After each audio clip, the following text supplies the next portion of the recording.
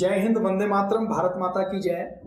हम अलग अलग एपिसोड में बात करते हैं कि मानवता के दुश्मन के रूप में फार्मा कंपनियां काम करती हैं। ये फार्मा कंपनियां इतनी क्रूर हैं, इतनी भयानक हैं कि ये अपने लाभ के लिए किसी भी सीमा तक नीचे गिर जाती हैं। इन फार्मा कंपनियों के लिए जैसे ये क्लिनिकल कंट्रोल ट्रायल करते हुए लैब में गिनी पिग, जो एक बहुत मासूम सा जानवर होता है, जिसको आप मारो, जिसको आप काटो, लेकिन फिर भी वो बड़ी मासूमियत के साथ आपकी ओर देखता रहता है।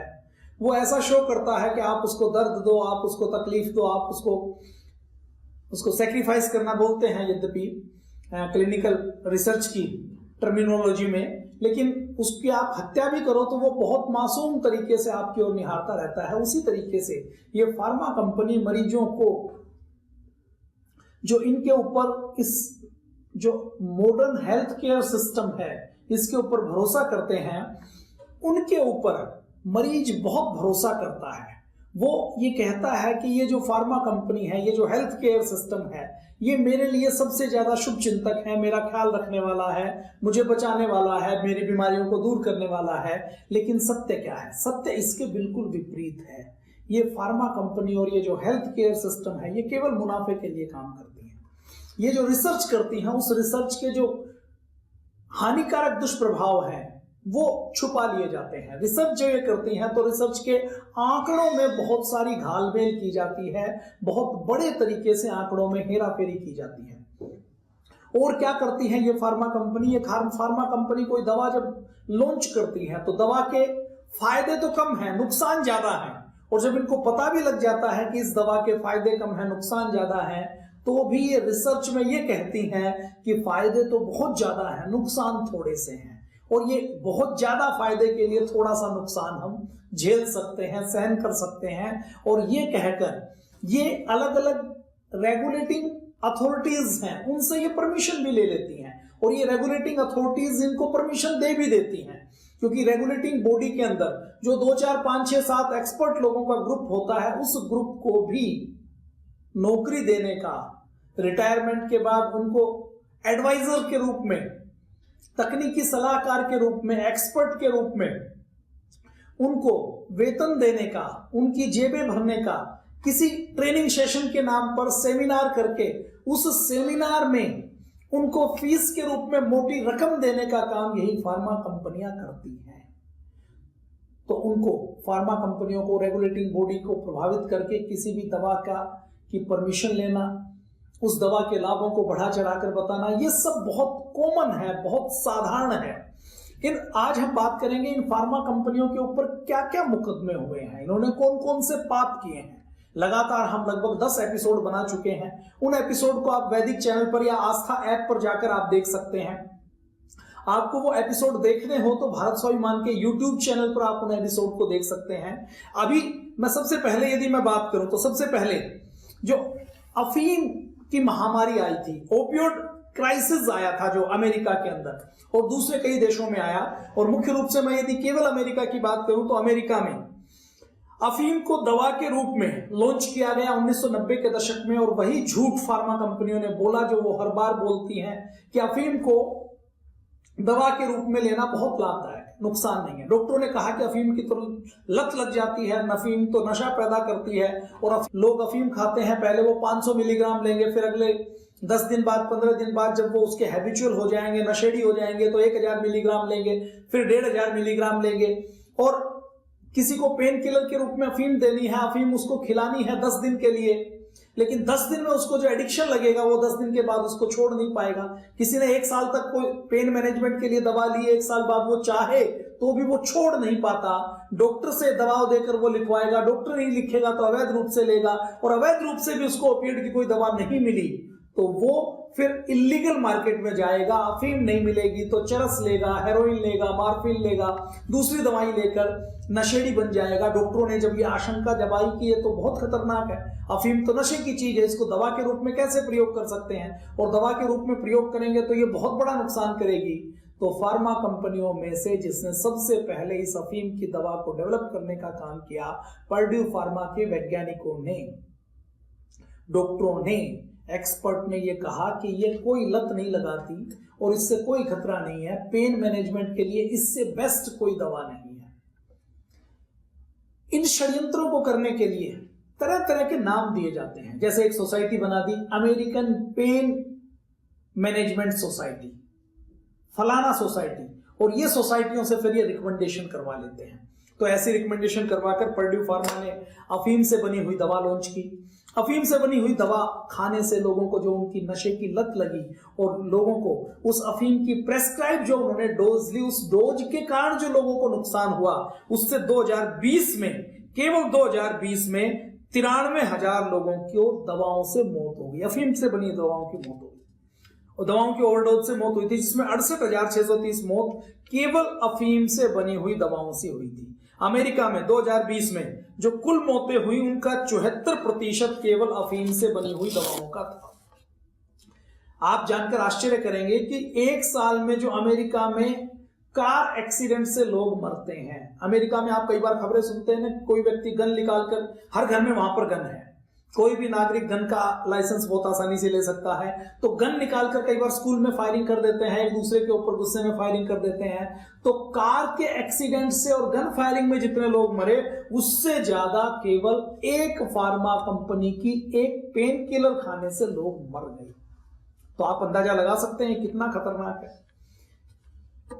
और इसके ऊपर जो जुर्माना लगाया गया, इस मुकदमे पर जो जुर्माना लगा वो 1,95,000 करोड़ का लगा। 4 जो बड़ी कंपनियां हैं, Maxon corporation, अमेरिसोर्स बर्गन corporation, cardinal health corporation और जॉनसन एंड जॉनसन, इन 4 कंपनियों ने खूब खुले हाथों से यह अफीम से बनी हुई दवा बेची, लाखों लोगों को शिकार बनाया। डॉक्टरों को कहा कि आप ये दवा लिखें, जिन लोगों को जरूरत नहीं थी उनको भी दवा लिखी। और ये दवा केवल सर्जन ने नहीं लिखी, गायनी के डॉक्टर ने भी लिखी, साइकोलॉजी के डॉक्टर ने भी लिखी, ये दवा एमबीबीएस एमडी ने भी लिखी, सर्जन ने भी लिखी, मतलब हर डॉक्टर ने ये दवा लिखी। और ये दवा केवल एक व्यक्ति को नहीं खिलाई गई, ये दवा उन्होंने अमीर अमेरिकियों को खिलाई, गरीब अमेरिकियों को खिलाई, शहर में रहने वाले अमेरिकियों को खिलाई, गांव में रहने वाले अमेरिकियों को खिलाई। अमेरिका में 2 प्रकार की प्रजातियां रहती है, गोरे लोग, एक काले लोग। गोरों को भी खिलाई, कालों को भी खिलाई। वहां जो सोसाइटी के, मतलब अमेरिका के गांव से लेकर, शहर से लेकर, कस्बे से लेकर, और केवल बड़ी उम्र के लोगों को नहीं खिलाई, उन्होंने 15-15 साल के किशोरों को भी अफीम से बनी हुई दवा खिलाई, 18 साल के नौजवानों को खिलाई, 20 साल के नौजवानों को खिलाई, 70-70 साल के, 80-80 साल के बूढ़ों बुजुर्गों को यह दवा खिलाई। तो सबको यह दवा खिलाई। तो दोनों हाथों से पैसा लूटने का काम फार्मा कंपनियों ने किया। और जब 20 साल ये साबित होने में लगे कि ये नशे की ओवरडोज के कारण ये मौतें होती हैं और इनका नुकसान होता है, तो 10 सालों तक मुकदमा चलता रहा। मुकदमा चला तो 2020 में 4 कंपनियां इस बात के ऊपर राजी हुई कि हम 1,95,000 करोड़ का जुर्माना देने के लिए तैयार हैं। 1,95,000 करोड़ कितना होता है आप सोच के देखिए। 1,95,000 करोड़ का मतलब है कि भारत सरकार का जो स्वास्थ्य का बजट है वो केवल 98,000 करोड़ है। 98,000 करोड़ में एक 98,000 करोड़ और जोड़ दें तो लगभग 2 लाख करोड़ हिंदुस्तान के टोटल 2 साल के बजट के बराबर होता है। और क्या हुआ, तो जॉनसन एंड जॉनसन ने कहा कि मैं 5 बिलियन 37,500 करोड़ रुपए का भुगतान करूंगा और 3 सालों में 3.7 बिलियन का भुगतान करूंगा, 9 सालों में 37,000 करोड़ का भुगतान मैं करूंगा। जो 3 दूसरी कंपनियां थी उन्होंने कहा कि आने वाले 18 सालों में जो अमेरिका की सोसाइटी को लॉस हुआ है उसकी भरपाई के लिए 1,57,500 करोड़ रुपए का भुगतान हम करेंगे, जिसमें से अमेरिसोर्स बर्गन कॉरपोरेशन 6.1 बिलियन मतलब 45,750 करोड़ रुपए का, cardinal health corporation 6 billion 45,000 crore रुपए का, और मैक्सिन कॉरपोरेशन 7.4 बिलियन मतलब 55,500 करोड़ रुपए का भुगतान करेंगे। तो आप अंदाजा लगाइए, जिन कंपनियों के ऊपर 2-2 लाख करोड़ रुपए का जुर्माना लगाया हो और जो दवा 30 सालों तक बिकती रही हो, जिस दवा को अमेरिका के जाने माने डॉक्टरों ने लिखा हो, MBBS MD DM surgeon cardiologist से लेकर मेडिसिन के डॉक्टर से लेकर गायनी के डॉक्टर से लेकर सब डॉक्टरों ने जिस दवा को लिखा हो उससे कितना बड़ा नुकसान हुआ होगा। लाखों लोग मारे गए और जो लोग जीवित रहे उनके परिवार तबाह हो गए। ये फार्मा कंपनी किसी व्यक्ति से केवल पैसे लूटे या उसको फायदा नहीं हो तो समझ आता है, लेकिन आप इनका षड्यंत्र देखिए कि दवा खिलाई, दवा के नाम से पैसे लूटे, दवा से लाभ नहीं हुआ और दवा खिलाकर उनको दवा का नशेड़ी बना दिया। ऐसे ऐसे लोग जिन्होंने जिंदगी में कभी कोई नशा नहीं किया, ऐसे लोगों को भी उनकी दवा से भयंकर नुकसान हुआ और उनको नशेड़ी बनाकर उनको अफीमची बना दिया, उनको गलियों में घूमने वाला बना दिया। अमेरिका में कानून है कि यदि आप इलीगल तरीके से ड्रग बेचें, इलीगल तरीके से आप अफीम बेचें तो आपको जेल की सलाखों के अंदर डाल दिया जाएगा। लेकिन वही अफीम यदि फार्मा कंपनी बेचे और उसी अफीम को एमबीबीएस एमडी डॉक्टर से लिखवाए तो उस डॉक्टर को कंसल्टेंसी के नाम से सैकड़ों डॉलर मिलते हैं। फार्मा कंपनी अमीर हो जाती है, दुनिया की सबसे बड़ी अमीर कंपनियां बन जाती हैं। तो ये षड्यंत्र चलता है। इस षड्यंत्र में चीजों को लीगलाइज करके, रिसर्च का ढोंग करके, मॉडर्नाइजेशन का आवरण चढ़ाकर ये पाप करने का काम फार्मा कंपनियां करती हैं। और ये जो फार्मा कंपनी जो पाप अमेरिका में कर सकती हैं, तो आप कल्पना कीजिए कि भारत में ये किस तरीके का पाप, अन्याय, अत्याचार या रोगियों की जान के साथ खिलवाड़ कर सकती है। इस समझौते में ये अमेरिका के सारे स्टेट में चला, कौन कैलिफोर्निया में चला, कोलोराडो में चला, कनेक्टिकट में चला, डेलावेयर में चला, फ्लोरिडा में चला, जॉर्जिया में चला, लुसियाना में चला, मैसाचुसेट्स में चला। इनके अटॉर्नी जनरल ने इनको सुना, नॉर्थ कैरोलिना से लेकर सारे। तो नॉर्थ कैरोलिना के अटॉर्नी जनरल जोस स्टीन ने कहा कि ओपियोइड महामारी ने अमेरिका के पारिवारिक सिस्टम को तबाह कर दिया।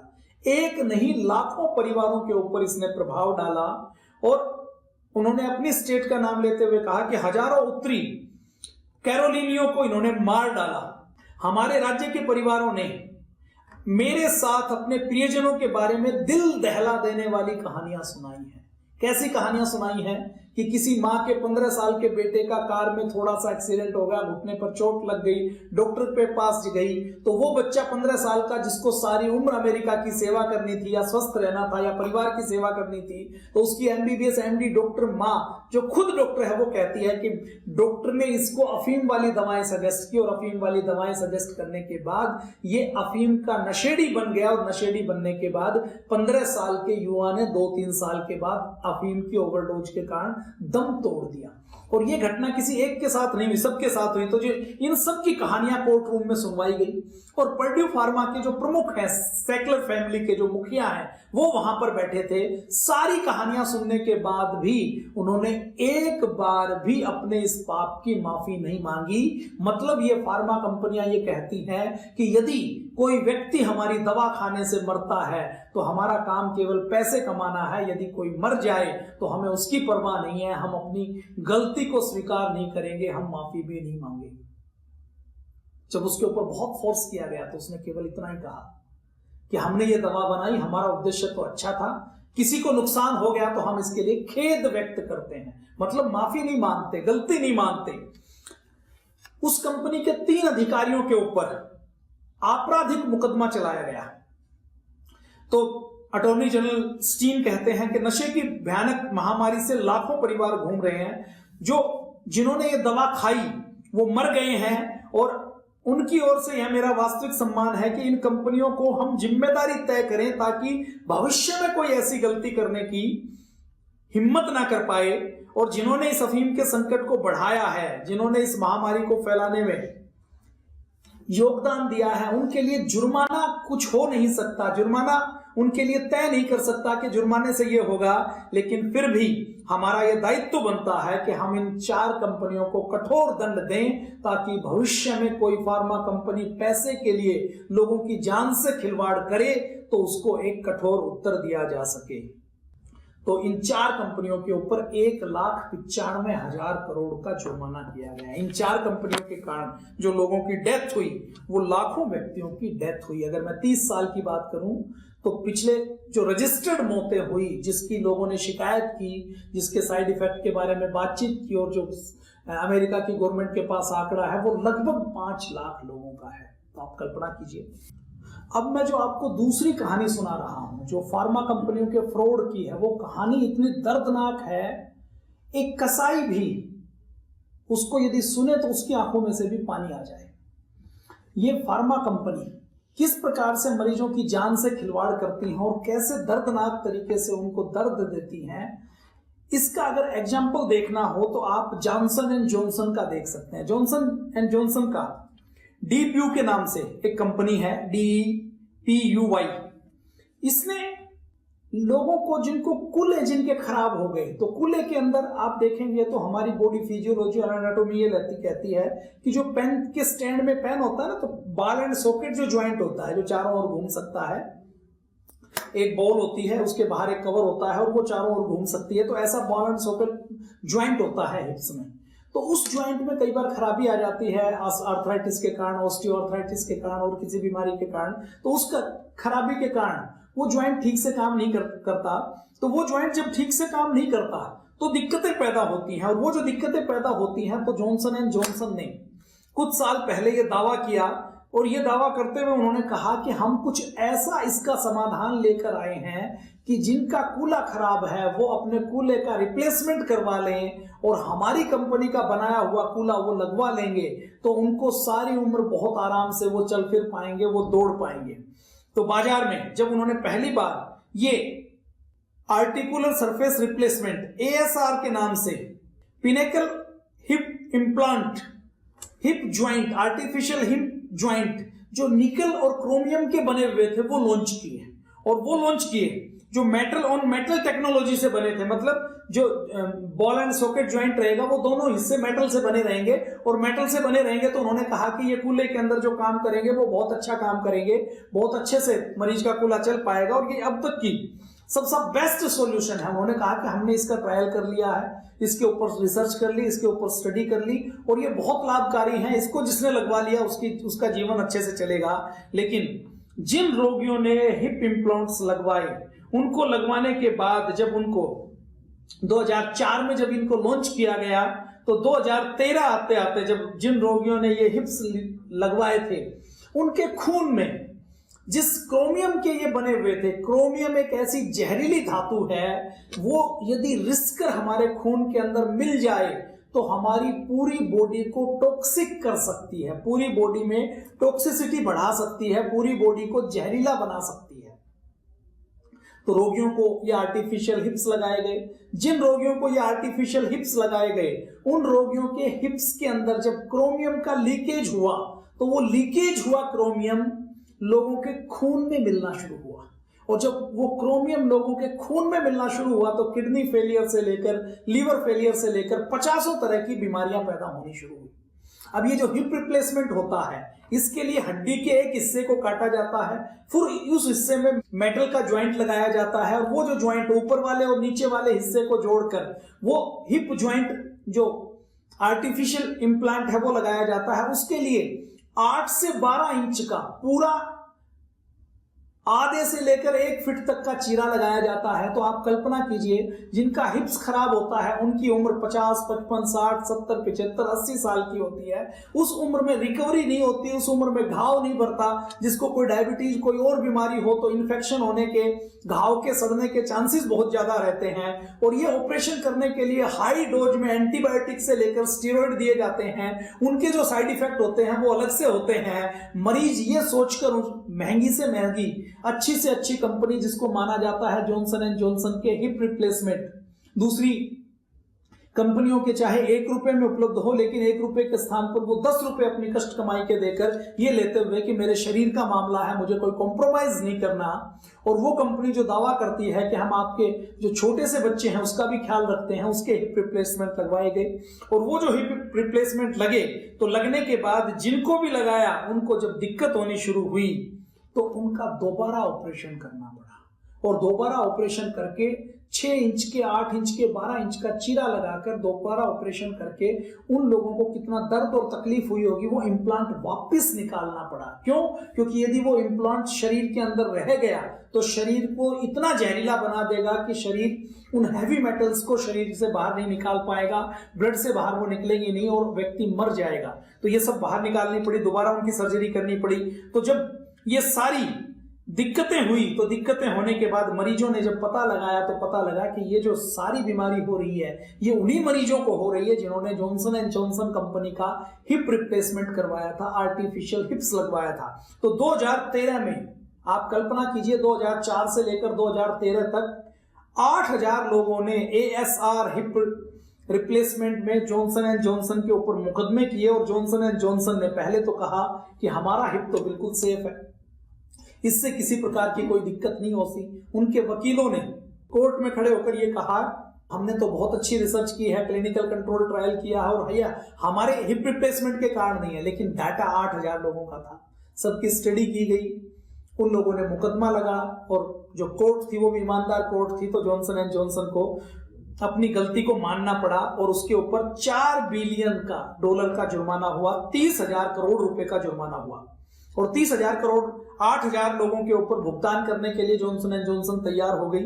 इसको अगर हम कन्वर्ट करते हैं तो लगभग 4 करोड़ रुपए हर मरीज को देने के लिए तैयार हो गई। लेकिन आप कल्पना कीजिए कि अमेरिका जैसे देश में भी 4 करोड़ रुपए किसी को दे और उसको ये कहे कि आपको 6 इंच का मोटा चीरा लगवाना है, अपनी हड्डी को कटवाना है और हड्डी के ऊपर कुछ डलवाना है और उसके लिए आपको 4 करोड़ रुपए मिलेंगे, तो मुझे लगता है कोई व्यक्ति एक नाखून में भी चोट लगवाने के लिए तैयार नहीं होगा। लेकिन बड़ी उम्र के व्यक्तियों ने हिप रिप्लेसमेंट करवाया तो 4 करोड़ रुपए का जुर्माना लगाया गया और जुर्माना लगाते हुए कोर्ट ने यह कहा भी इन मरीजों को जो दर्द हुआ है उस दर्द की भरपाई तो 4,000 करोड़ रुपए देकर भी नहीं हो सकती। ये तो हम इसलिए जुर्माना लगा रहे हैं ताकि दूसरे लोग इससे सबक लें। जब और दूसरे लोगों को जिनको बाद में हिप रिप्लेसमेंट हुआ था उनको जब दिक्कतें आनी शुरू हुई तो मई 2019 में कंपनी के ऊपर फिर मुकदमा किया गया और 6,000 लोगों ने मुकदमा किया। उसके बाद जुलाई 2019 में और लोगों को पता लगा तो 11,000 से ज्यादा मुकदमे अभी भी जॉनसन एंड जॉनसन के ऊपर चल रहे थे और हजारों ऐसे लोग थे जिनको दिक्कत होनी शुरू हुई तो उन्होंने तय किया कि हम इसके ऊपर मुकदमा करेंगे। ये तो अमेरिका की कहानी की मैंने बात की और ये कहानी केवल अमेरिका की नहीं है।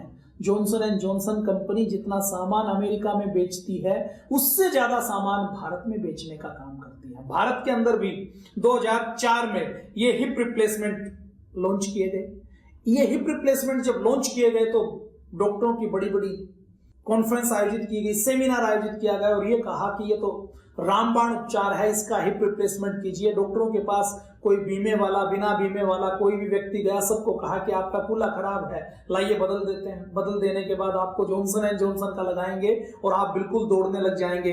तो 2004 से लेकर 2020 तक 4700 मरीजों के वो कूल्हे बदले गए।